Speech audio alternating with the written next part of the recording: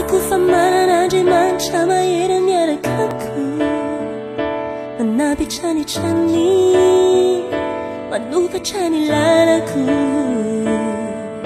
Kanizaniza sakana nakanandro somba ioarako, Jesosy no mialohay ndravarava nidivy. Za tsy maintsy miova anaovako zato fiainako, za tsy maintsy miady foana ary hanotra ampandresy. Iny zavatra manananao hamirako eo, ianao mitory fitiavana tsy miady.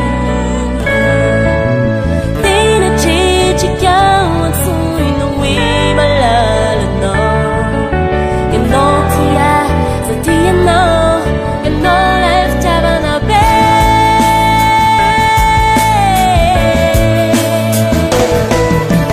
Zavako fa io le Andriamanitra miaia eto akaiko, manao se atao amonjeny zato zanany. Ka namatory namandeha naiza naiza lalana ao aleko, mananantoka hatrany ao izy no batery fiarovako.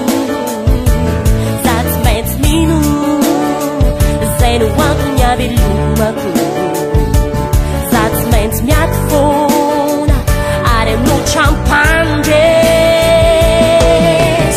Eny zavatra manananao hamirako eo, ianao mitory fitiavana tsy miady. Tena tretrika antsoina hoe malalanao, ianao tia za tianao, ianao lay fitiavana be.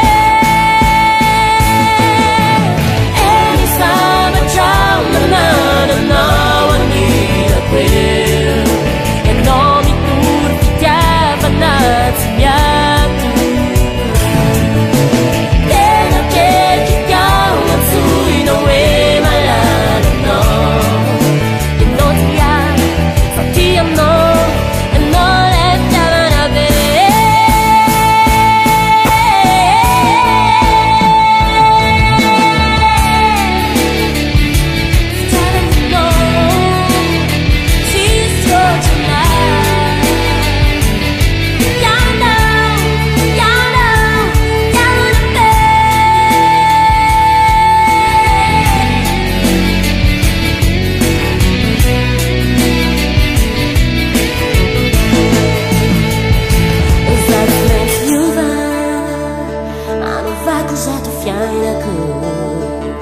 Za tsy maintsy miady foana